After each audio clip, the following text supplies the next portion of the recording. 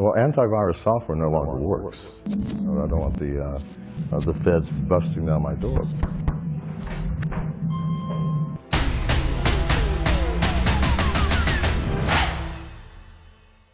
So if you have a computer and you have any kind of antivirus software on your computer that says McAfee, I am sitting with the founder of that antivirus software, John McAfee, and a few other things to tell you about John before we get into it. He's probably got one of the most, I mean, there's so many ways, stories you read about him that's just so interesting when you read about him. Former presidential candidate. I think when you ran on a libertarian/cyber party. It was a libertarian party. 1987 founded McAfee, and in 1996 he sells it. Made a lot of money at that time. If social media was around 1994, 1996, you probably have tens of millions of people following you on your views that you have in place. So again, I can say a lot of things about yourself. You say, let's just keep it simple and get into it. John, thank you so much, sir, for taking the time for visiting with us. Truly appreciate it. If we can get right into it, so right now, you saw what happened with last week, 2 weeks ago. Everybody's curious to know what's going on with Mark Zuckerberg, Facebook, all of these other things. And I know you yourself, having been on the other side when you're running a software and you're kind of trying to protect us. And in a space like that, when you were running it, McAfee was known as probably #1 because it was ran by people who were extremely paranoid, which is what you would want. So when you see that today and you see what's going on with Facebook, what are you thinking about? Well, I'm thinking people are foolish if you believe you can go onto the internet, sign on to a social media site, and expect to have privacy. That's ridiculous. How do these companies make money? Seriously, Google makes money by knowing where you are, what you're buying, who you're with, who your contacts are, who you last talked to, where you're eating your dinner. This is how everybody makes money.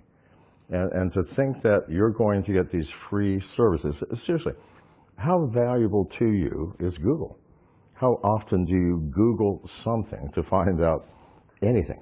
Where the next clothing store is, what's on the movies, something to help your children with their homework. Constantly. Invaluable. What does it cost you? Zero. Zero.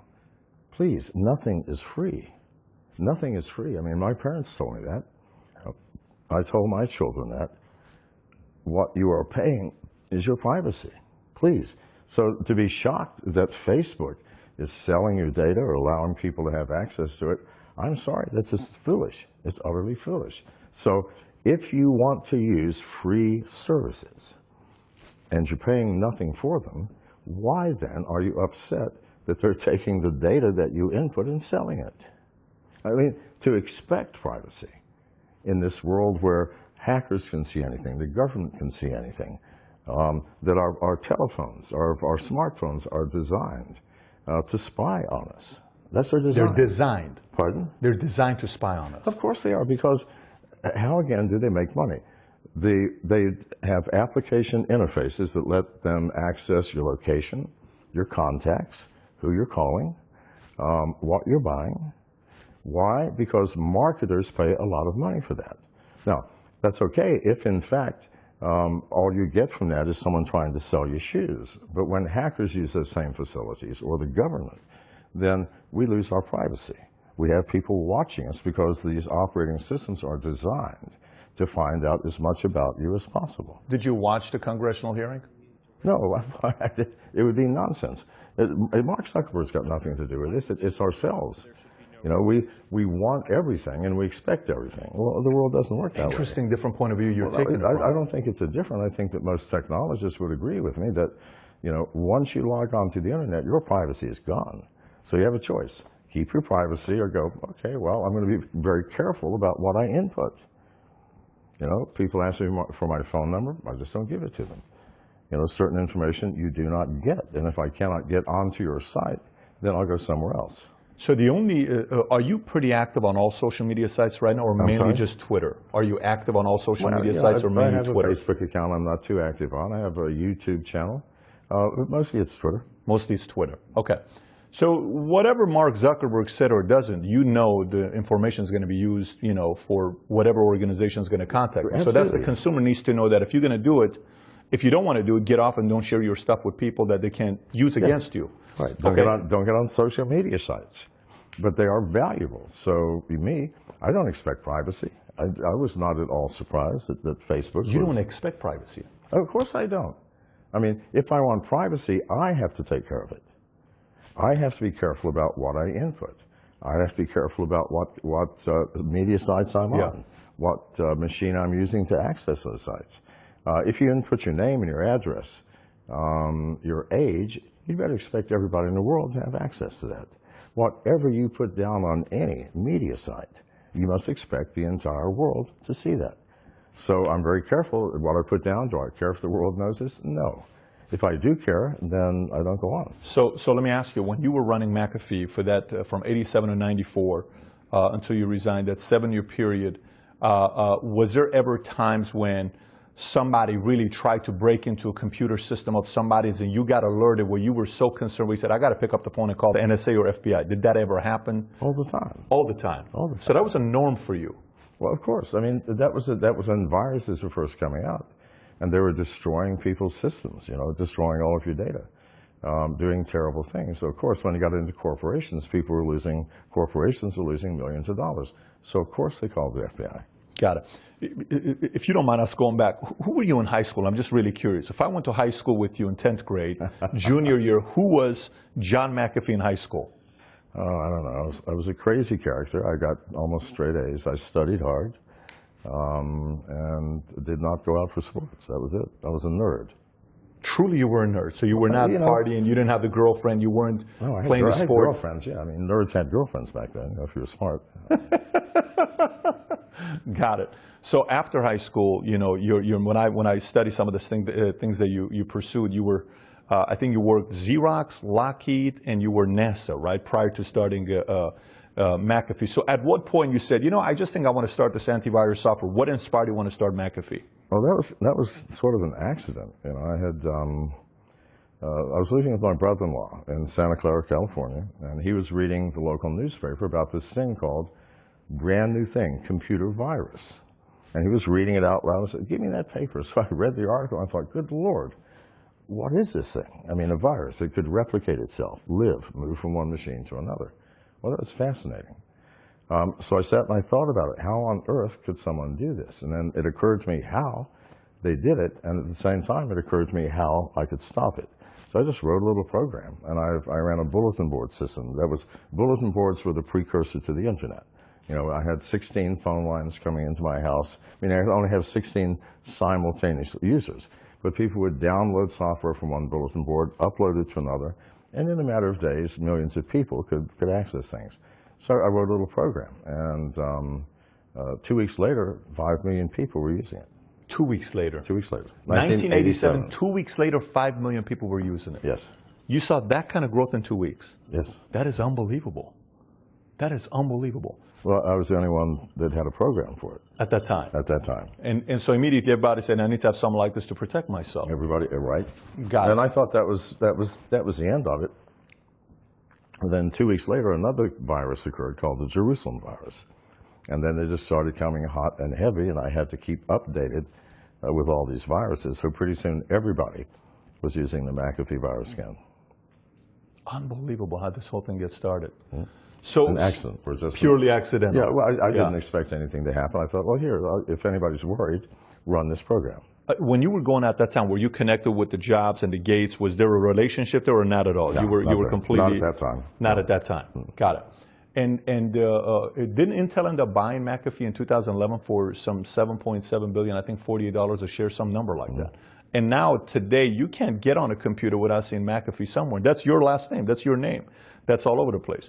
And so today, you know, you hear and you read up on it. How do you feel about the product now since you've been away from it since 1994? What do you think about the product now 24 years later? Well, antivirus software no longer works. That paradigm that I invented does not work in the modern world of the internet and hackers and social engineering. New hacking techniques have obviated virus scanning software. It's non-functional, yet everybody continues to buy it because that's all that they know. But the paradigm is past. And I was the first to say it. You know, 5 years ago, I went public and said, Virus scan software is useless. It cannot protect us from modern threats. It cannot protect us from modern. So how do we protect ourselves today? Well, that's not the question. I mean, most hacking is social engineering, which is problematic. Meaning, it's using people rather than hacking into a system and trying to find passwords. You start calling secretaries or people in the company, and you have a story, and they suddenly give you the information rather than you having to hack into it yourself. This is 99% of all hacks today. 99% of all the hacks today.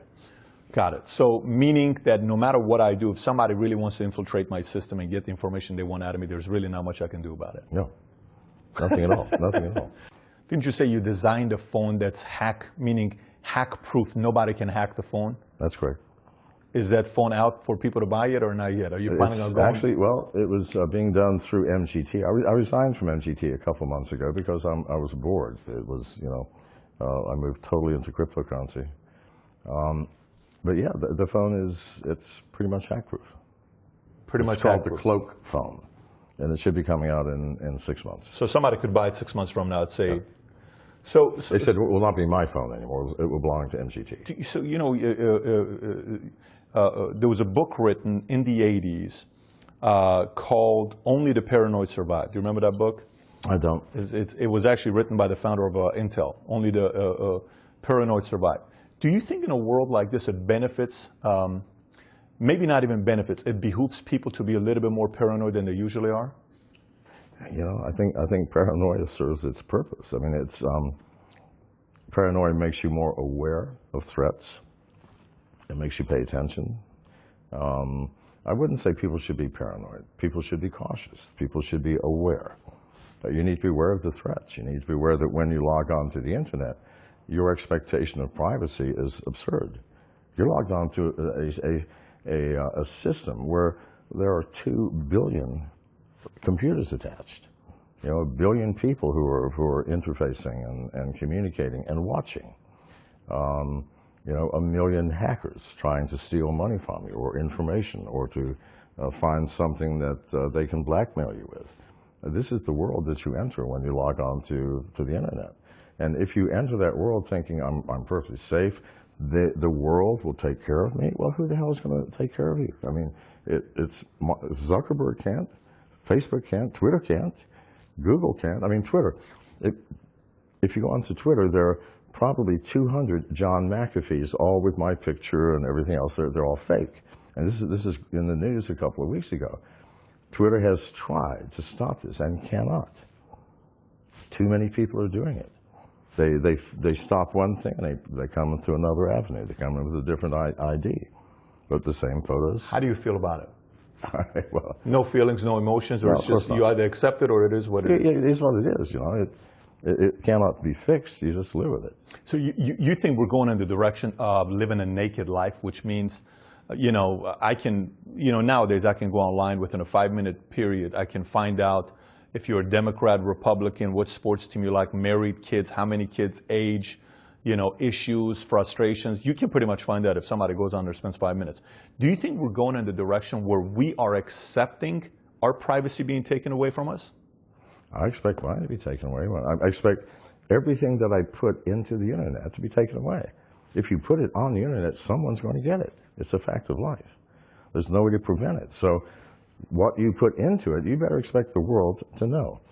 So, I don't know, I use disinformation. For example, I bought a house, a new place in a foreign country, and I said it was in Dominica. Put photographs in.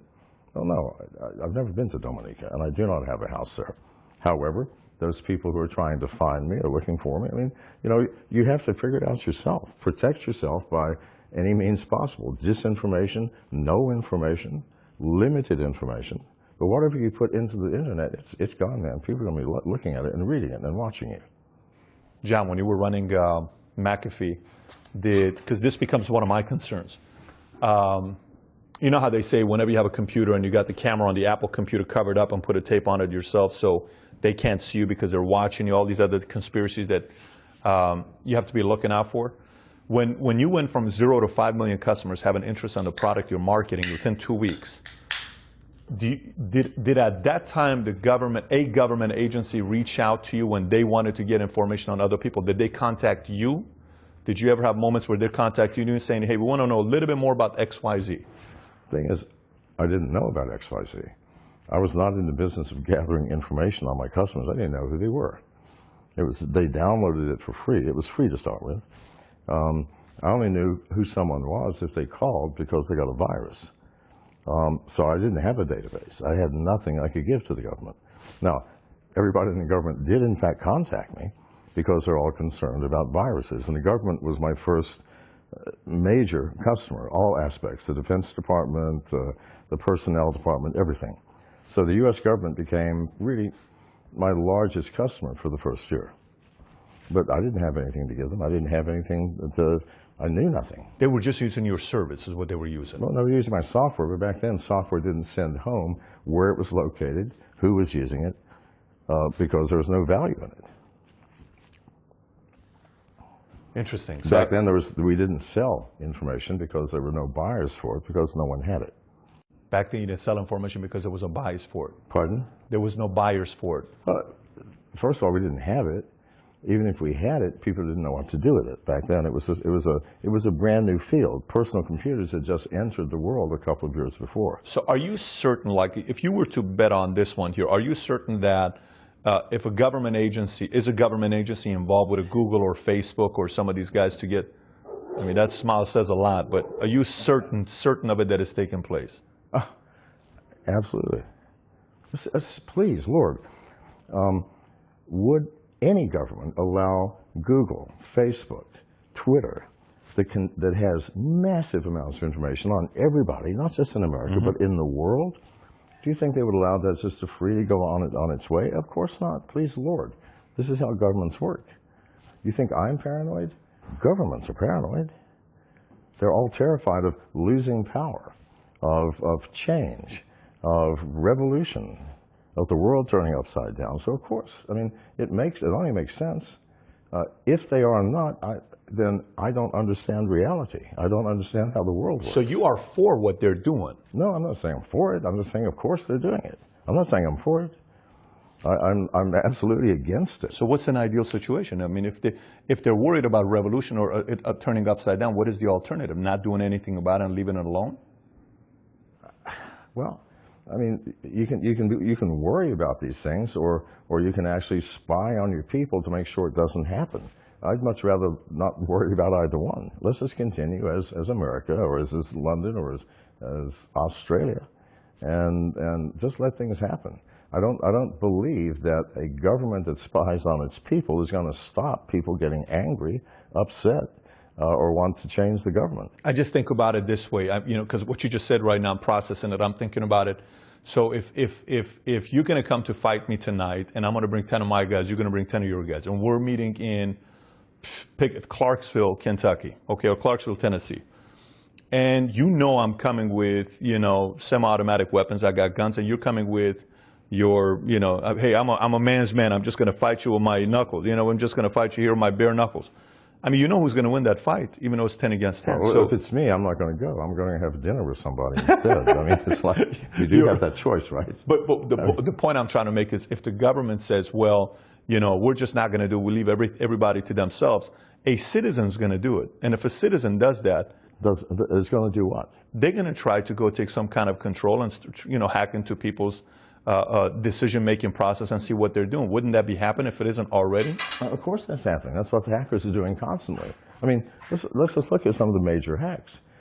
2.5 years ago, someone took 21 million records from the United States First Office of Personnel Management. That means everybody with top secret clearances, everybody who has ever worked for the U.S. government for the past 50 years. Good God Almighty. Do you realize what a major coup that would have been in a war? An act of espionage of the scale of which has never been attempted. And it's, some random person in Russia or China probably wandered in and just took it. It's so easy to do. Is that why you ran for presidential, to be a president? Because you said, I think I heard you say one time, what we are worried about, a nuclear war is the last thing to worry about. What we need to be worrying about is a cyber war. Yeah. Is that what you're referencing, that possibly that could happen one day? Well, of course. I think it's happening today. I think it's already happening. Since it is a cyber war, we're not going to see it. We're just going to see little evidences here and there. Because seriously, a cyber war would be a very inexpensive war.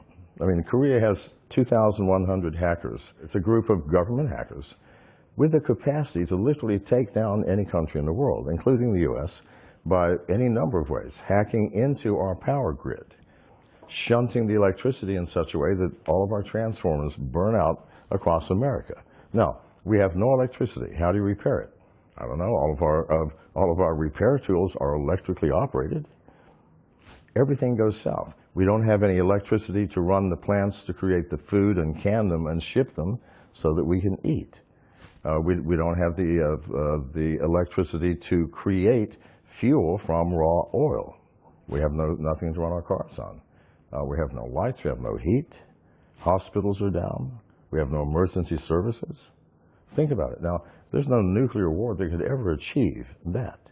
There would always be pockets of we would still have something, but no. So if you were running for office, let's just say you ran for office and you got elected over Trump, okay? You're president. What are you doing to make sure that doesn't happen? Well, number one, I had no intention of ever getting elected, no one in their right mind. I mean, I could never get elected president. However, running on the Libertarian platform, it gave me a forum that allowed me to speak and to tell what I think the problems in America are. And that's all I asked for, and that's what I achieved. But boy, if I was in Trump's position, I wouldn't have a clue. I mean, you wouldn't have a clue. I wouldn't. And here's why. It is so. I mean, I saw you when you were talking about this. It sounded like you were pretty. You said, and I think you were speaking to, was it Larry? It wasn't Larry King. It was somebody from Fox. You were speaking. You said, look, I'm not just running because I'm running. I'm running because I really feel this is an important issue with cyber war, and I feel I know what it takes to be able to help, improve this situation. So, well, we're talking about one thing. That's cyber war itself. Yeah. Number one, I would fire every technician in the U.S. government because, hang on, every government agency in every country in the world becomes a magnet for people who want stability, want continuity, want security. These aren't the people who design new, creative, innovative systems. No, they're the people that maintain the status quo. Well, the status quo is all fucked up. So no, we number one, get rid of everybody. Now that's going to be very hard. Number two, restructure. I would go out and I would go to places like DEF CON, where all the hackers go to conventions, put up a U.S. government booth saying we're hiring, all right? And I'd hire the people that we're trying to fight. And they don't look like government employees. These guys they have a complete different look. look. They demand to smoke weed on the job, and and they have mohawks and pierced tongues, and that's. But they know what they're doing. Yeah, I could care what people look like or how they act if they can do the job, and so that's not going to happen either. I mean, it's one thing to say I'm Larry King, or yes, I know what to do, but in reality, I mean, that's politics. That's the ability for people to go, oh, I want to listen to what he says next. But in reality, it's a morass of intertwined tiny evils. The tiny evils of Google and Facebook, we call them evils. The fact that we have no privacy, the fact that people are spying, the fact that hackers can get into anything and steal what they want, the fact that our financial system is very fragile. In terms of if hackers really wanted to attack America, a couple of thousand could bring us down financially. Why don't they? Well, we probably have the ability to do the same thing to them. But no, this is, we have let things get out of control, and we've done it because we are lazy. We are, why do we accept smartphones that have the capacity to find my location, turn on my camera, turn on my microphone, look at my contacts, see who I last called, find out what I'm buying on Amazon or what have you. Why do we accept that? Because this makes our life easy. So you want to make your life easier? You probably don't remember a time where phone numbers were in your head. Mm-hmm. What was your grandmother's phone number? You knew it right off the bat. Do you know anybody's phone number now other than your own? And maybe your wife's. I'm a math guy, so for me I do, but most people don't. I fully understand what you're saying. Yeah, but I agree with you. For most people, you're not needed. they just go in the contacts and they click the Yep. name. And so that is a great boon, it makes life easier. Well, nothing's free again. What do you think that costs us? Let me ask you this. Do you think we're going to, so first of all, before me even asking this, do you think the election still is being controlled by the people voting?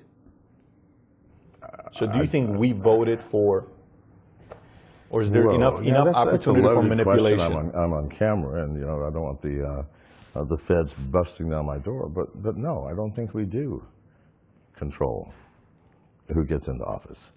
I think we are deluding ourselves if we think that the voting booths, the unions, the local people who control the voting process. Do you think that if that is truly, absolutely 100% secure, honest, and not tamperable with, I am sorry, you're absolutely wrong.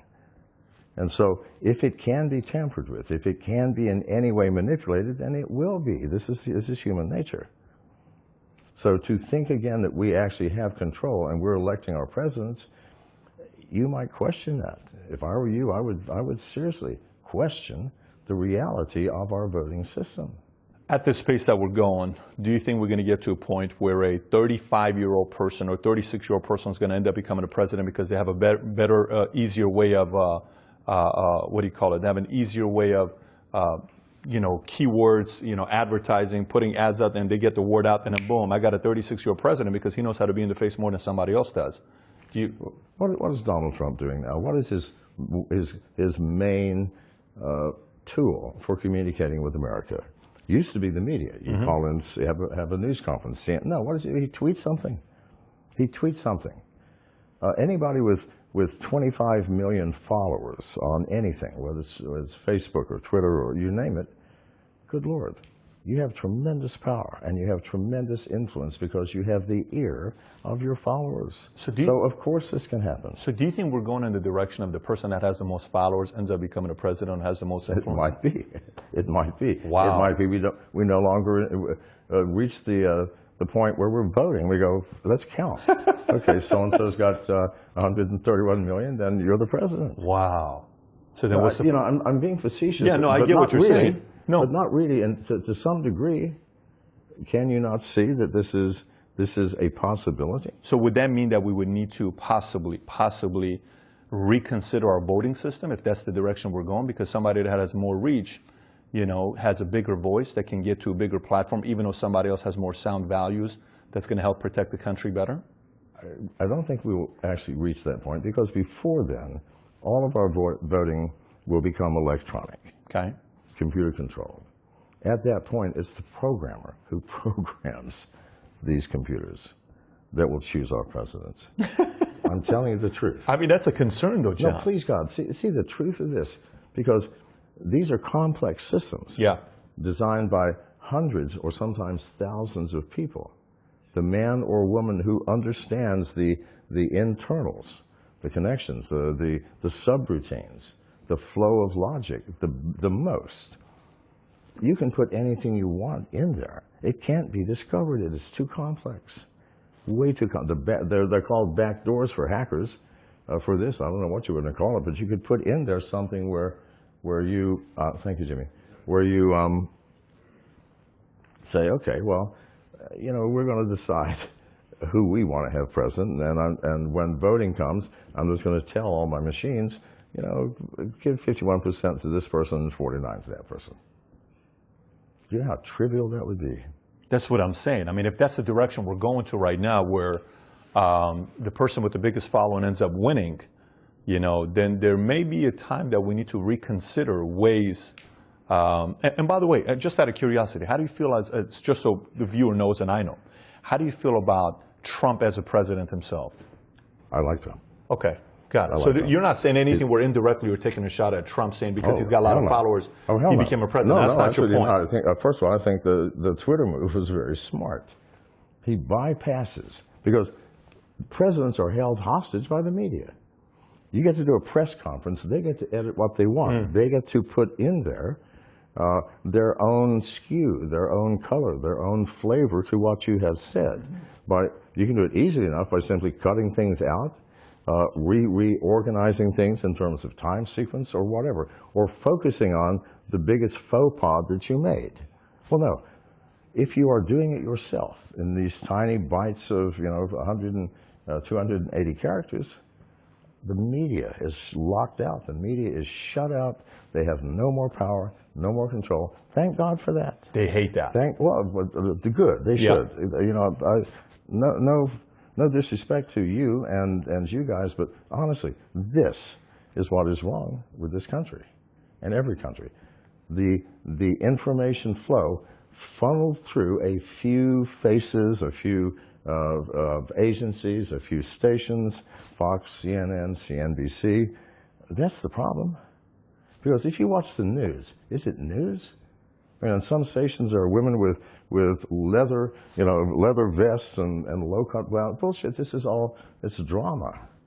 It's entertainment. It's self-aggrandizement by the news anchors. Who do you actually listen to? Is there anybody where you say, I respect and value this person's opinion? Anybody in the media that you say, this guy is half decent when he talks? No. Nobody? Nobody. So you're valuing everything that's happening, you're trying to see what the motive behind it is, or how do you intake it? Because again, going back to it,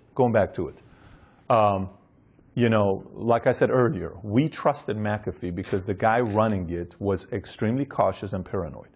And he had to make sure that, hey, you pay me for this service because you don't have to worry about somebody hacking your computer. Because I know exactly how hackers think. So we said, here you go, $89. Here you go, $69. We trust you. Keep doing what you're doing. As somebody that is as paranoid, and it's wired the way you are. I mean, we're sitting in a place, you got people protecting, you got a piece on the side, so it's not like we're, no, it's totally fine. I was in the military, so we're sitting here, and, you are pretty protective of your personal life and your liberties and the choices that you're making. But knowing that, and if this is where we're going, I mean, what is the real solution to it? You notice that I am protecting myself. I have hired my security. I am carrying the peace. I have structured my life to protect myself. So step one is don't ask someone else to do it for you. Don't expect the government. Don't expect your police. Sure, they are designed to do this, but if someone breaks into my house, puts a gun to my head, is there a magic button that I can push that makes a policeman immediately materialize between me and the attacker? No, please God. They are there. They're not there to protect, even though it says protect and serve. They come in after the mess, clean up, and try to find the perpetrator and prosecute him. That's what this is all about. Nobody's protecting you. You want Mark Zuckerberg to protect your privacy? Good God, please. He has no capacity to do so. Neither is it his job, right? It's our jobs as citizens to make sure we take care of ourselves. That's as I see it. If you're over the age of 21, then please God, don't expect someone else to make your decisions, to weigh the alternatives, to protect yourself and your family. It's your responsibility. So let me ask you, again, follow up on this, where do you consume your information from? Or do you at all consume any content? Do you consume any information yourself? I get it straight from the source if I can. I mean, if they're reporting on something that's happening in the Middle East, I'm going to go to a Middle East station, a Middle East newspaper, and find out from them. They're there.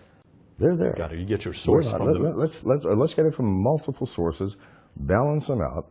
But in most cases, I just don't care because it's all the same. Were you like this also in 1986? Yeah, always. So in 1986, you're not consuming any content, opinions, Walter Cronkite, somebody saying Buckley or Vidal? Absolutely not. Not that I did not keep my ear to the ground, but I was concerned with computer viruses and security. All those people, I was listening to them. What did you discover yesterday? What about this virus? Where do you think this is going? Do you think... and let me tell you why, please. I don't want to sound cynical and obtuse. But what is the purpose of the media? Is it not to make money? Seriously, please God, whoever you work for, they're expecting you to make money. How do you make money? By creating the most interesting content. If it's news, the most interesting story. If it's not interesting, you damn well better make it interesting. And how do you make it interesting? You find some perspective, some weird, strange perspective. Oh, look at this from this angle. What a horrible person, what a horrible event. Why? Because we're traveling down the highway and there's a massive accident. What happens? Everything stops to a standstill. Well, I want to see it. And so the grandmother baking pies by the highway, do we give a shit? No, we do not. It's human nature. And so in order to make money, which is your job, you're doing this to make money. Are you doing this for free?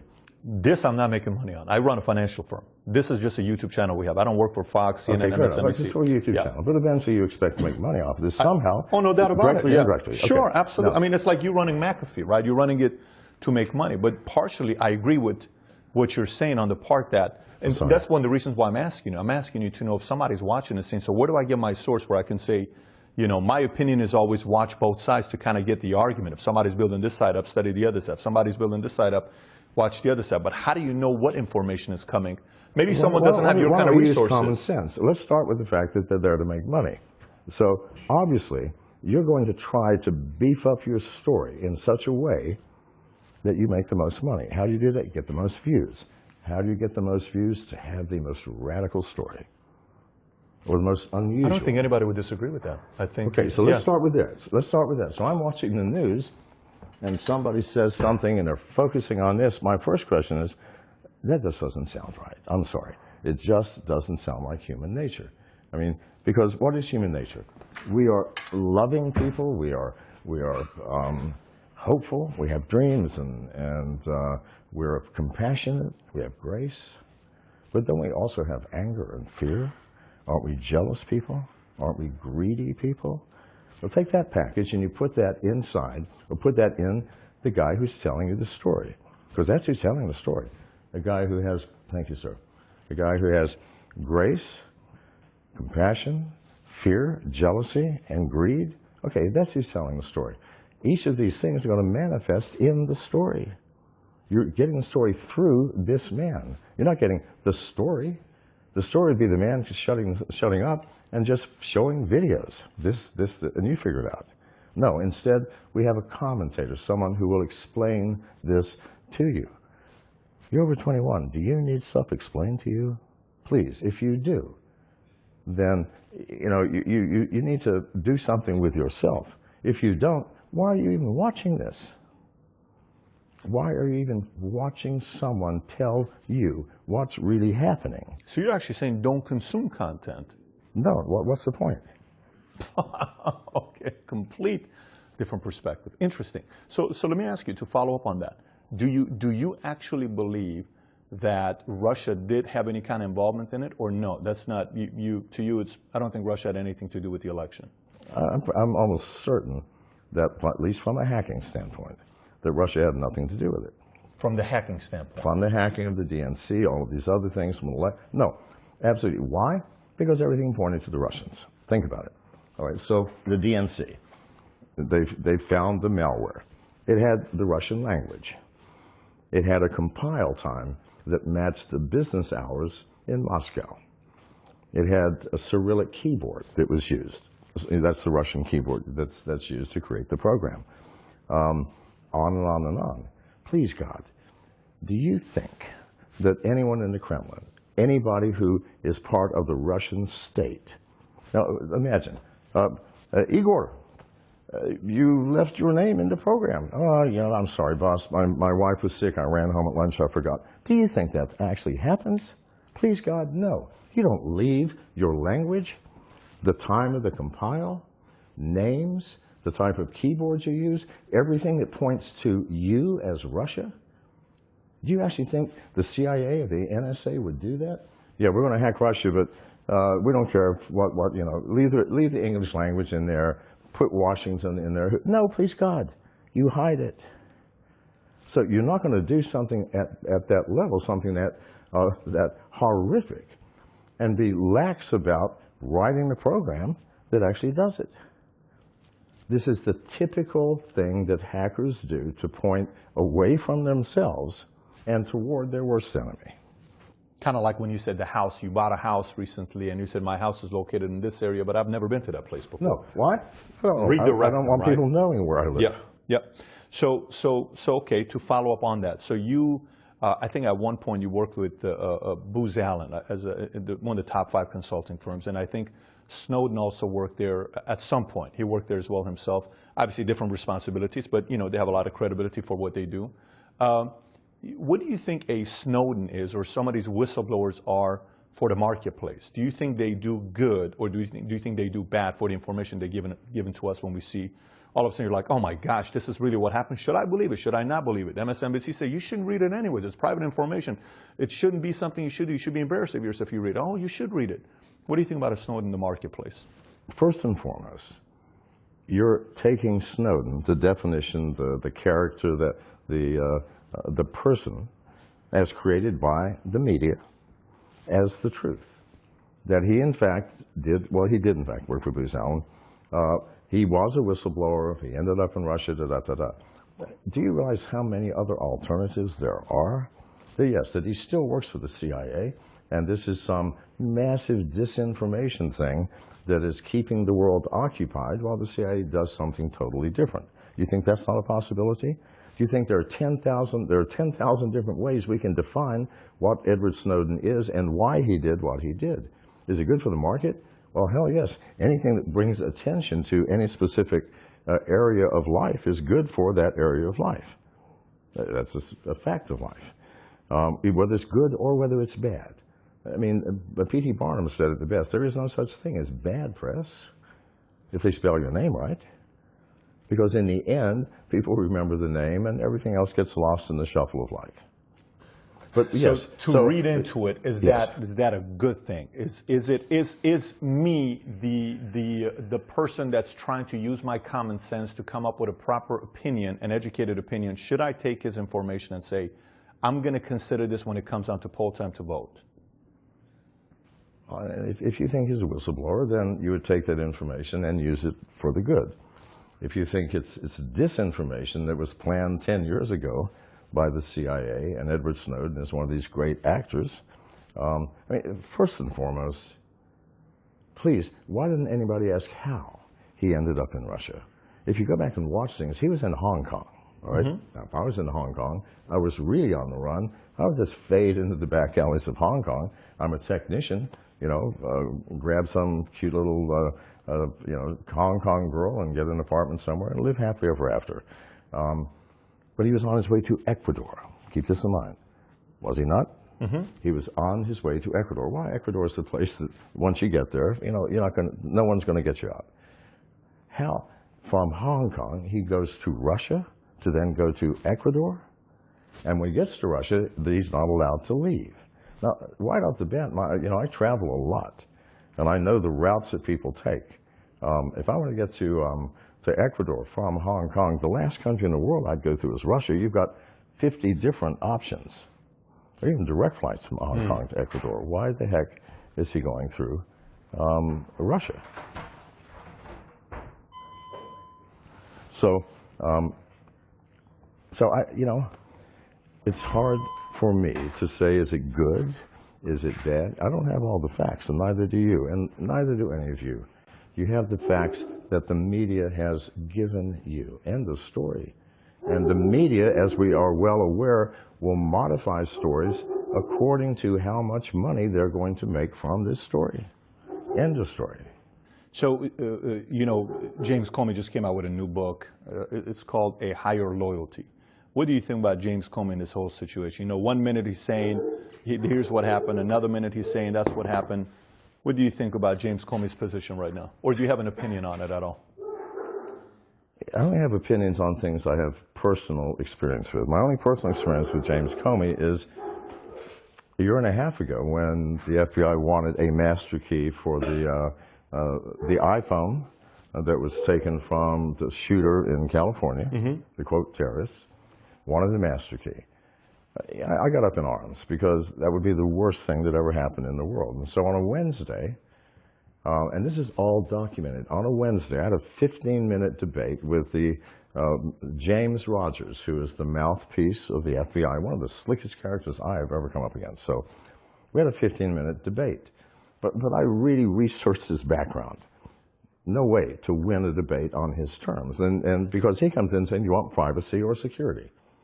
So I changed the debate at the table and said, well, I don't know anything about privacy versus security. I wish I did. We could talk about it. But I would like to talk about security versus less security. Because if you get a master key, America's going to be less secure. Okay, so that sort of threw him off. And at the end, he said, well, maybe we can work together. Okay, that was on a Wednesday. On a Monday, James Comey, and by the way, I said, please give me the phone. I will unlock it and give it back to you tomorrow. I said that publicly more times than once. Everybody knew. On Monday, James Comey is testifying in Congress. The specific question was, Mr. Comey, have you pursued every offer of help? He said, yes, we have. That's sort of bullshit. Nobody ever called me after that. Nobody ever called me, and I'd been talking for 2 weeks saying, I will unlock the phone. So, no, they did not pursue my offer of help, and to think that Mr. Comey would not be aware that I had offered to help after this CNN, national broadcast, it's untenable to think he did not know that. So in Congress, he lied. He lied to Congress. Do you realize what an offense that is in America? He said, yes, sir, we have pursued every avenue. Not one FBI agent, no one, not even a secretary, called me to say, well, what are your terms? Can you really do it? No, they did not pursue my offer of help. That's all I know about Mr. Comey. That's all I can say. What conclusion do you come up with that, or do you come up with any conclusion? The FBI, like any law enforcement agency from local police on up that has enormous power, will have enormous corruption. I mean, power corrupts. It does. If you don't see that or know that, please read some of the philosophers, or just do some Google searches. Power corrupts. Absolute power corrupts absolutely. The FBI is a very powerful organization, so of course they have corruption. Now, it's not universal. It's not every agent, but it's a lot. It has to be. And it certainly affected Mr. Comey. This is all I know personally about the man. This is not secondhand information. This is my observation, having dealt with the FBI at that level. Should the average citizen trust the FBI based on what you're saying? The average person shouldn't trust anybody. I mean, I don't want to be cynical again. But please, what does that mean? Trust somebody. I mean, please, let's get down to the nitty-gritty. I mean, anybody in a time of war who's ever been tortured or was a torturer knows the following: you will talk. You will turn in your mother if the pain is intense enough and long enough. This is a fact of life. So, do you trust your mother? Of course you do, to be a mother. But what does that mean, trust someone? Trust someone what, with your wallet? Yeah, I'd probably trust Comey with my wallet. I mean, for him to steal it would be too obvious. Trust him with my wife? Maybe a little bit less. Trust him with my life? Trust him with what? What does that mean? Do you trust somebody? Trust with what, sir? Because there's no such thing as trust, meaning whatever happens, I trust you in this situation and in all situations. You cannot do that. I wish we could. Interesting perspective. So let's transition a little bit to Bitcoin, and then we'll wrap up. So when it comes to Bitcoin, you have been known as one of the bigger voices, if not the biggest voice in the Bitcoin world. And you've said, I think your prediction was by the end of 2018, you think Bitcoin's going to hit 78,000. I think your projection was 78,000 by the end of 2018. I think you said $1 million. I didn't make a 2018 projection. I made a 2020 projection of 1 million. I think you said 78,000 to somebody for 2018. I remember seeing 78,000. If I'm wrong, I'm wrong. You may have seen that, and it may have been written, but I promise you I did not say that. Quite a few people said $40,000, $50,000. You're probably even higher than that in your estimation if it's going to get to $1 million by 2020. They're saying $40,000, $50,000 by the end of 2018 is what many people are expecting now. No, my figure's at 78,000 by the end of 2018. Yeah, so are you familiar with Jordan Belfort? The guy, the Wolf of Wall Street? Yeah, of course. I interviewed him. I was at his place, and we were sitting down talking about Bitcoin. And I said, tell me what you think about Bitcoin and what's going to happen. He says, I am telling you, there are not a lot of things I have guarantees of. I guarantee you Bitcoin is going to have a sudden, from wherever it's going to go to all of a sudden nothing, and everyone's going to lose their butt, lose their tail. They're going to lose everything they have. You have a completely different perspective on Bitcoin because of the way you describe it. Tell me your point of view on Bitcoin. Why you think Bitcoin is going to go to $1 million by 2020? Well, there are a bunch of ways to do it. The most common way is to take the number of users of Bitcoin, because as Bitcoin expands in its user base, both people who hold the coin and people who accept the coin for payment, it's skyrocketing. It's skyrocketing. So it's not going to disappear. It can't possibly go to zero. It can only grow as the user base grows. So it's impossible. Belfort, I don't know how smart he is, he's wrong. He does not understand digital currencies and how they work. Listen, it's Pandora's box. The box has been opened. The spirits are invading the room and they will not go back in. And you have to believe me, digital currencies will replace fiat currencies. Why? Good God, I have a wallet on my phone, which is an entire bank. Lending money, sending wires, I don't have to go to the bank. It takes me 10 seconds to do a wire, 10. I've got to go down to the bank, fill out a bunch of forms. No, that's nonsense, utter nonsense. Do you think that is going to go to zero and we're going to go back to this incredibly dull and bizarre way of using money with banks? Please God. So I got a rebuttal for that one. A question for you. So Yes. for me, you know, I've been in the financial industry for a while. Series 766. I run an insurance company. We do pretty well for ourselves. The part that concerns me with Bitcoin, I really want to hear your rebuttal on this. When Jamie Dimon is touching $7 trillion of money per day of transactions, that's not just money, that's a lot of political power with a lot of countries that are connected to that $7 trillion. Yes. And so he is one phone call away from so many different prime ministers, presidents, kings, sheiks, whatever you want to call it, because he's touching all these money. I'm not talking small money. We're talking big money here. You know what You mentioned trillions. $7 trillion is a lot of money. That's a lot of money. Okay. So Half of our gross domestic product. if it goes in the direction of these 21 million, Bitcoins being used and 4 million lost, I don't know the number that was lost. I think it's 4 million of them that was lost, some number like that. Don't you think a guy like that and these guys who control elections and control all these other things, don't you think they're going to make a phone call and they're going to say, hey, listen, Mr. Congressman, Mr. Senator, you want to do this again? You got to make sure you take care of this thing. You cannot let this Bitcoin stuff take off the way it is. This is out of control already. Don't you think they're going to make those calls to figure out a way to do what they've always done, which is, listen, small business owner wants to compete with a big business owner. How do you beat them? Very simple. Big business owner goes to somebody and helps them out financially in the political side and says, listen, make the barrier to enter more difficult. How do you do it? More regulations, more licensing, more laws, more rules, more this stuff. And so the new guy cannot come and compete with this guy. Right. He has, in a sense, a monopoly with two other companies, if you want to call it a monopoly. So that is my only concern with the argument you're making is... But you're assuming that Congress can make whatever laws they want, obviously. They can outlaw Bitcoin. They can do what they want. You're assuming that there is a possibility of enforcing those laws. That's utter fucking nonsense. You cannot stop a distributed system that is worldwide. There is no law that you can make. If you had one person per citizen in the country, 400 million enforcers, you still couldn't do it. Well, because the enforcer will have to sleep for some point. It's not possible. Okay? Now, admittedly, the way that things were 6 months ago, when exchanges were centralized, you could shut down an exchange. You can't do that anymore. They've now decentralized exchanges. You can't stop it, you can't shut it down, and you can't know anything about it.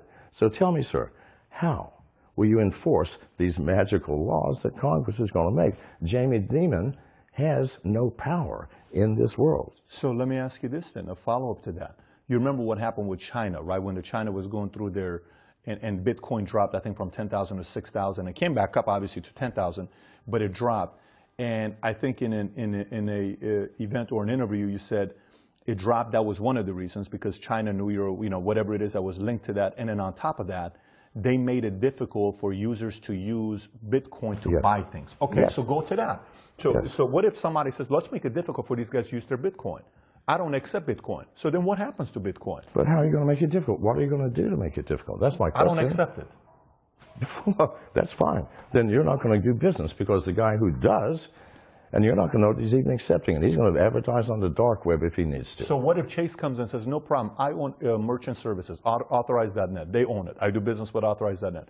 Guess what? Your rates when you accept money from American Express, from Visa, MasterCard is 1.25. You know how the numbers they have. But if you take Bitcoin, 6.75%. But the banks don't even know what's happening. This is not through the banks. The bank's not involved. The bank has nothing to do with this. They don't even see it. It's an undercurrent because once you get the exchanges distributed, nobody sees it.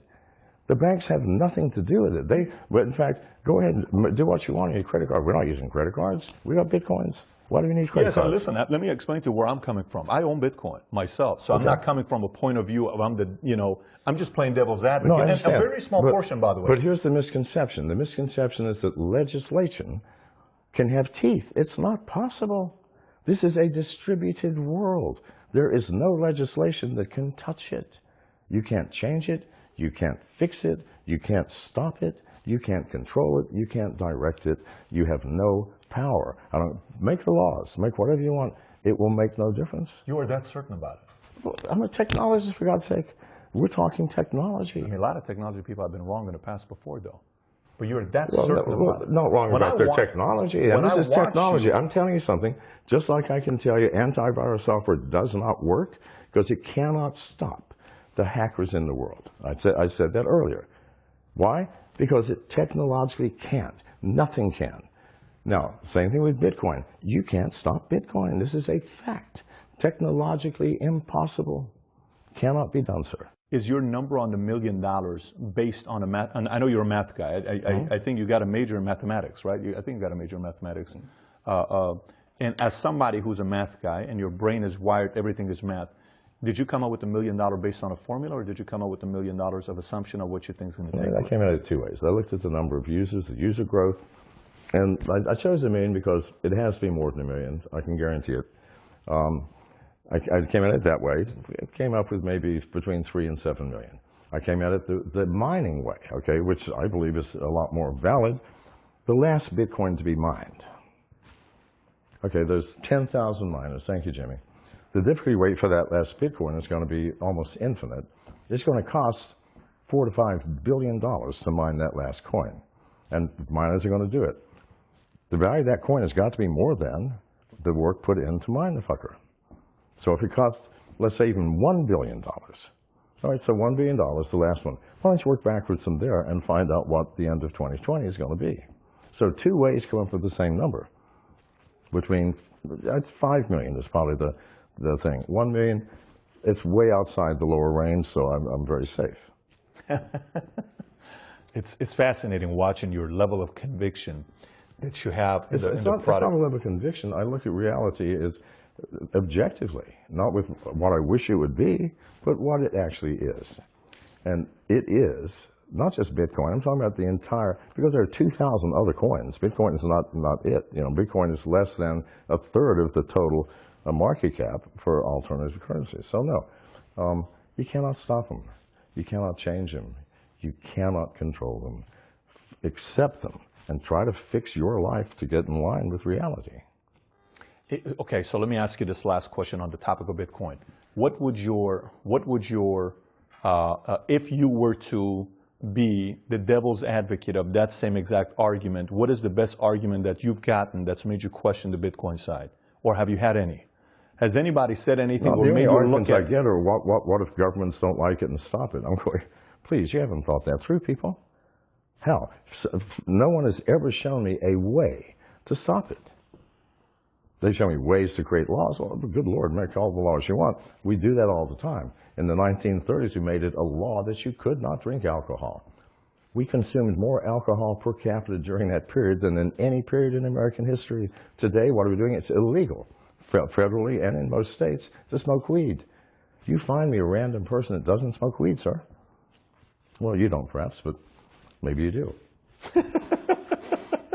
Somebody in this room does. I can smell it on your clothes. Right? Sorry, Sir Jimmy. I had a good time with your guys earlier, by the way. Really, really cool team you got here. Well, thank you so much for taking the time. I mean, I've enjoyed your perspective on different views that you have.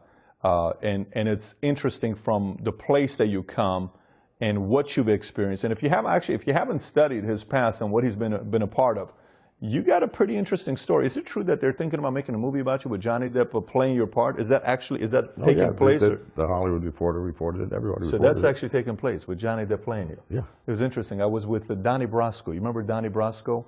Joe Pistone. We were with him a couple months ago, and Johnny Depp also played him.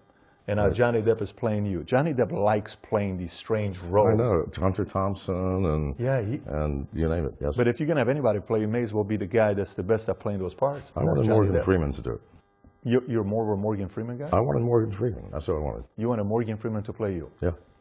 That would have been very... now, how was he going to play that? He's a good actor. He could play anything. So you look at his skin color, you know, how do you know I'm not black with some skin disease, right? Do you play poker or no?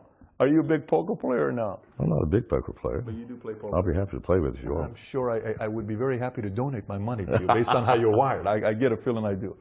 Thank you so much for your time. Really enjoyed it. Truly. Thank you.